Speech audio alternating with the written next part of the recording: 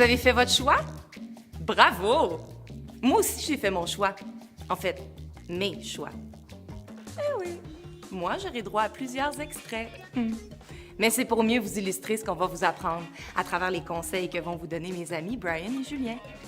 Vous avez un extrait à choisir. Comment faire? Ce qui va être important aussi, c'est de remarquer dans l'histoire les actions.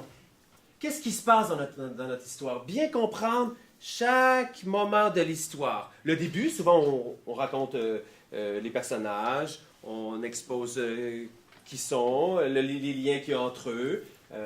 Est-ce qu'il y a un seul personnage, plusieurs? On comprend aussi l'état des personnages. Puis après, dans l'histoire, ben là, il y a une évolution. On comprend, l'élément déclencheur. Est-ce que ça vous dit quelque chose, l'élément déclencheur? Oui. Ça, vous savez ça, hein? Oui. Le début, le dénouement. Comment vous nommez ça, ces étapes-là, mademoiselle? Le début. Le dénouement. Après, l'élément déclencheur. L'élément déclencheur. Et après, les péripéties. Élément déclencheur et dénouement, est-ce que c'est la même chose? Non. Mademoiselle? D'abord, il y a l'élément déclencheur et après, le dénouement, c'est comme la solution qui a fait que ça...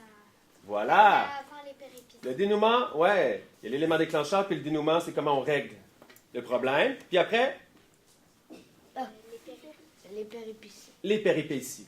Fait que ça va être super important dans votre texte de bien identifier ces différentes parties-là. Pour au début, vraiment prendre plus notre temps, exprimer un peu les personnages, exprimer tout ce qui se passe pour qu'on comprenne un peu où est-ce qu'on est, dans quel univers on est, dans quelle atmosphère on est. Ensuite, ben là, on va pouvoir rentrer dans l'action. Pour choisir un livre, il faut que l'extrait ait du sens. Si l'extrait n'a pas de sens et qu'on ne comprend pas, est-ce que vous allez comprendre, vous autres? Ben non. Il faut que l'extrait fasse du sens pour celui qui lit puis pour celui qui se fait lire aussi. Ce qui va être important aussi, c'est de bien comprendre le texte, bien comprendre les phrases, de quoi ça parle.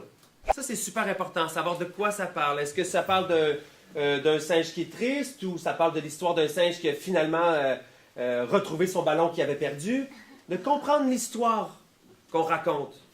De comprendre par rapport au début, au milieu et à la fin.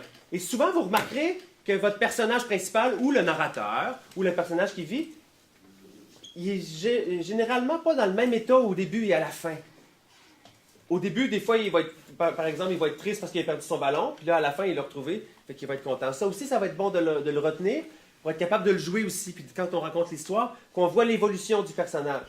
Il ne faudrait pas prendre un livre en plein milieu d'une série. Est-ce que tu connais des séries de livres? Il y a plusieurs tomes. Ah oui. Est-ce que tu en connais? La Jean-Jean. La Jean-Jean, par exemple. En plus, la Jean-Jean, il y a comme un style de bande dessinée. Hein? Ouais. Donc ça aussi, ça peut être moins bon. Mais c'est un très bon livre, mais peut-être pas pour lire à voix haute. Une collection. Geronimo Stilton, par exemple. Si tu arrives en plein milieu d'un livre, en plein milieu d'une collection, ou par exemple les Harry Potter. Pokémon. Ça ici, c'est le Harry Potter 4. Si j'ai pas lu le 1, le 2, le 3, est-ce que mon public va comprendre l'histoire du 4? Non. Ça peut être difficile aussi. Donc, c'est bien de lire un livre, le premier d'une série peut-être. Des fois, il y a des livres qui ne sont pas en série non plus. Ça aussi, c'est correct. Il faut capter l'attention.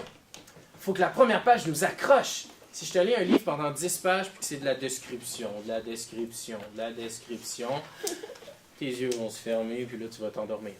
Mais si dès le départ, on a une phrase qui nous accroche, « Je suis tombé en amour! Oh. » Tombé en amour avec qui? Ben, j'ai envie de savoir c'est qui. « Je me suis blessé hier! » Comment il s'est blessé? Ben là, j'ai envie de le savoir. Donc, dès la première page, dès la première phrase, il faut que tu captes l'attention du lecteur.